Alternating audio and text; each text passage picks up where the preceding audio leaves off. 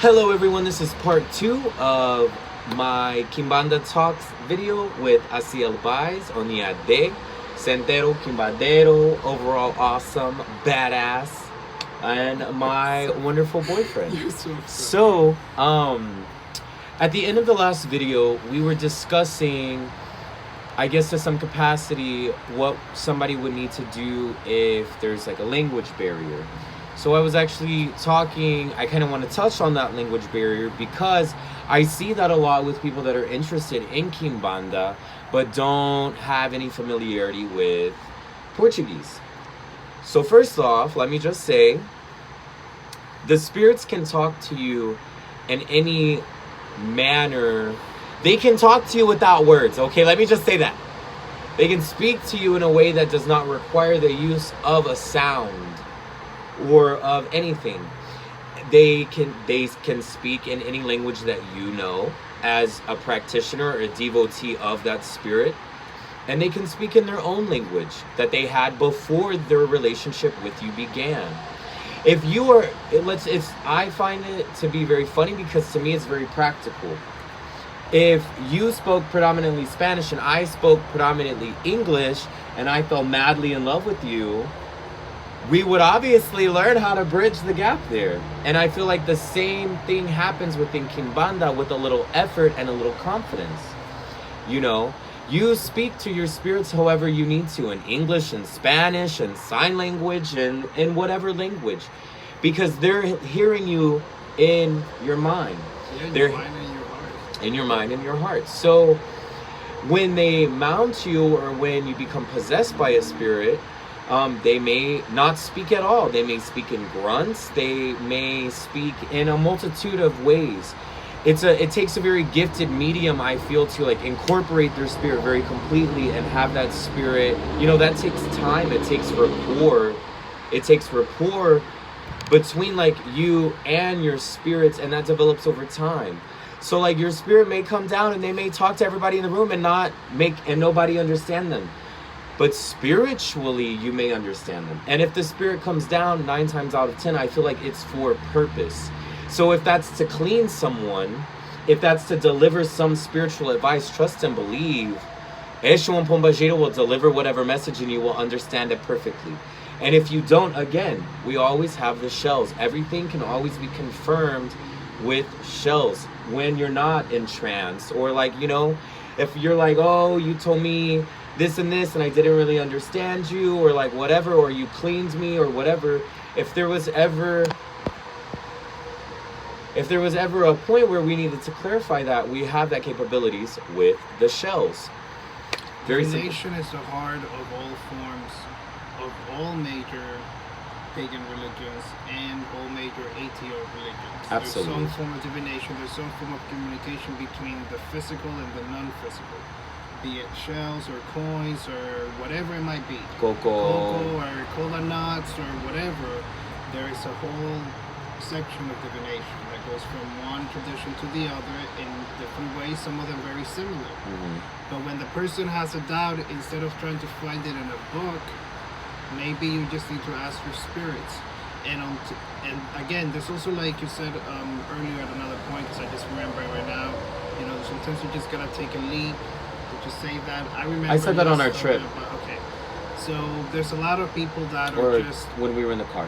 Yeah, there's a lot of people that are just waiting to like go to Brazil to do something versus starting to do something. If you know that you want to do something spiritual with a deity, it usually starts off with your personal communication with the deity and your personal interaction with the deity. To whatever degree it might be, when it comes to these things, then everybody else, everyone has their own Popajita, the primary ones that walk with you, etc. But in the meantime, just saying Eshu and Popajita and actually calling out to them is your first step. Absolutely. Until eventually that you have like full-blown, like, you know, divination and things are marked and then you get scratched or you get whatever and then whatever. And you receive your pots and da. Proceed. But whenever you're in doubt, the best way to do is, you know, to find... Asher, Shanti! It's to find your way into just simply divination. Mm-hmm. Be it one way Absolutely. or the other. And actually, Quimbanda do have the whole can go through the whole spectrum, because they, especially for a lot of people that come from like a witchy background, Eshu and Pombajita can go into any form of divination. You can definitely use your cards or your things, your tarot or cards, whatnot, cartomancy, and coins. they will definitely answer through that, or you'll get whatever that you may need at that point until you're actually able to do like actual like Quimbanda related things.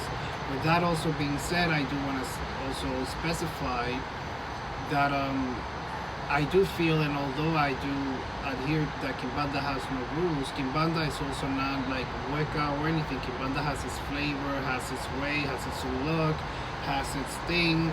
So Quimbanda is Quimbanda, you know, and everything else is everything else. And demonology, what's it called? Demonology, Goetia, and high magic, and all of that all stuff. That other stuff is those things. So whenever you practice whatever, you're doing a ritual for whatever, and when you're doing Quimbanda, then you're doing Quimbanda. Mm-hmm. And Quimbanda, definitely, even in America, there are like the traditional offerings that are given to the spirits, like pade.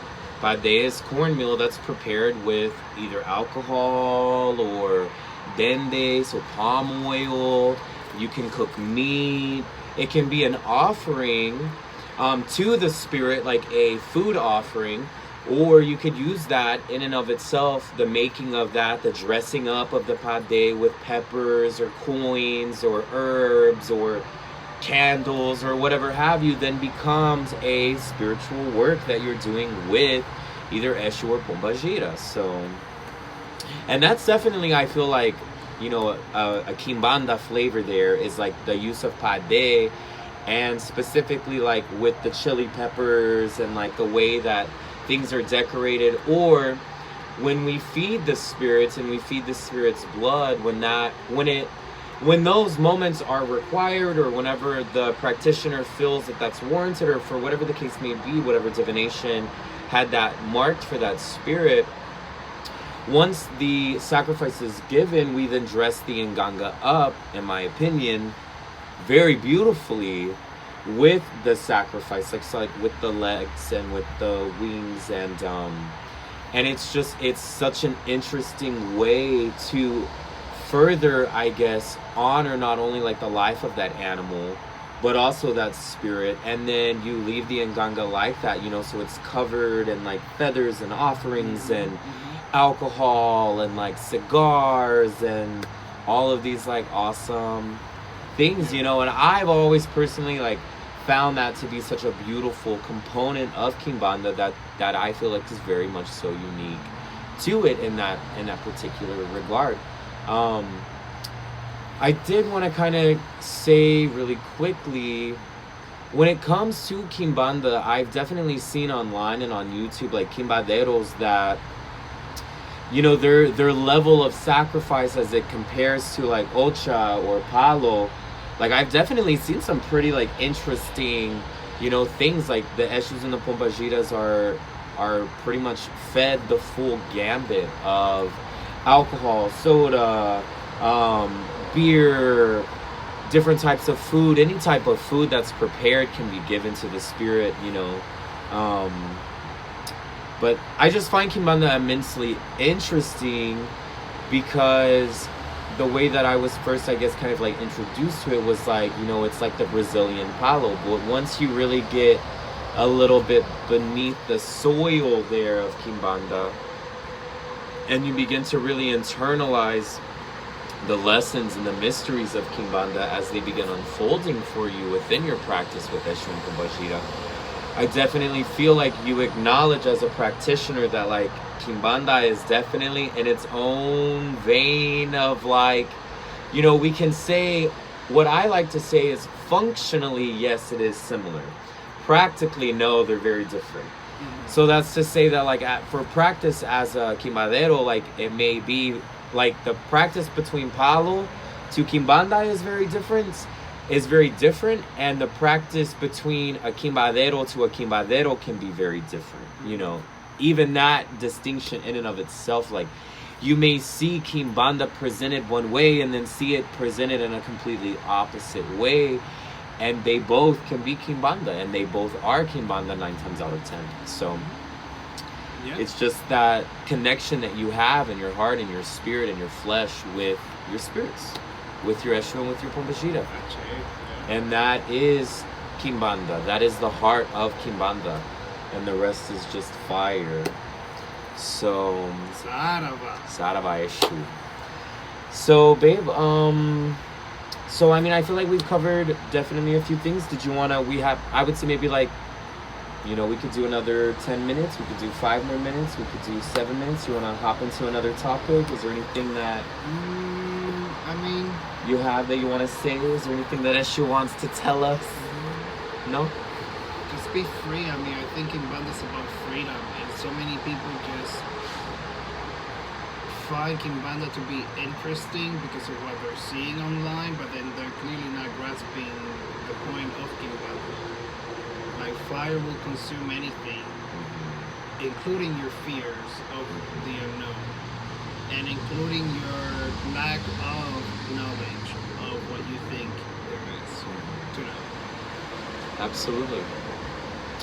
I think when we come seeking, or when we have that beginning interest in Quimbanda, or we're seeking out Eshu, or we're seeking out a relationship with Pombajita, I think that in and of itself is the green light to some degree, because I feel like it either calls to you or it does not call to you. You know, Quimbanda can take on a very macabre look. But it can also be very like dressed to the T's, dressed to the nines, Quimbanda party with all of the spirits and their elaborate dresses and their fans and their drinks and they're doing their stuff. And it can be that too. It can be all of it. And that is like Quimbanda. And that's, you know, what we're here speaking on.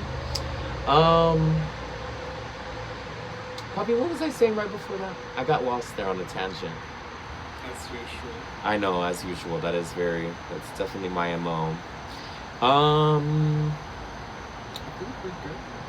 You think we've Just keep on looking for other videos. Oh, as you it totally continues. reminded me. Okay. So that interest in and of itself are the spirits wanting you to, you know, pick up the phone and make that call. Pick up the phone and like put some effort in. And by effort, I do not mean a Google search. By all means, research is very, very important, and especially when we're presented with obstacles like a language barrier, when we're presented with obstacles like an absence of some types of information, effort is key. And by effort, I mean having those conversations with your spirits. If you're interested in Eshu and Pombajita, and you live here in America, and you live, you know, maybe you don't know anyone or something like that, well then you begin by calling out to Eshu and asking him to guide you in that manner. You begin calling out to Pombajita. You begin, you know, introducing yourself and acquainting yourself with Eshu and Pombajita. And that's all Go to before. the crossroads and take an offering at the crossroads. To Yep, both, absolutely, you know? to both of them. Something simple. You know? It could be just 2 roses. A rose for Eshu and a rose for Pombajita. It could be a It could be cigar, a cigar, beer. cigarette, or yeah, a drink, some sort of a drink, or some sort of like, let's say, meat. Like you like steaks, take some steak to the crossroads, leave it there for the spirits. People need to like seek out sometimes spiritually, so then that we all can connect with each other physically, especially with things like Quimbanda that again is at such an early stage in America. Like really taking Of off it taking here, root yeah. and people being more and more into it and people seeking it more as the spirits bring their own, as the Eshu and Pombajita bring their own flavor into all the mixing of the religions here. Absolutely. Yeah. I definitely would have to agree. So, everyone, I think we are going to go ahead and end now part 2 of our Quimbanda Talks video. I've been very, very happy with the video. I hope that you find it entertaining, informative, thought-provoking, anything of that manner I will take. If you have any questions, please reach out to me. Asiel has a channel, which I will link in the description, and it is... Asieloshunyeyeo. There we go. And I will be putting that in the description for you guys. We will hopefully be making some more collab videos. I'm sure I will be making some more videos for my channel for April, for the month of April. So definitely be looking out for some new content to come to YouTube on Quimbanda, on Ocha, and on Palo, as I am getting deeper into those spiritual practices. I find this is what it's all about, is community. So, with that all being said, I'm going to go ahead and sign off. I hope this message has found you well wherever it is that you are, and I hope that you are having a fantastic Thursday. Love and light and many blessings. Cheers.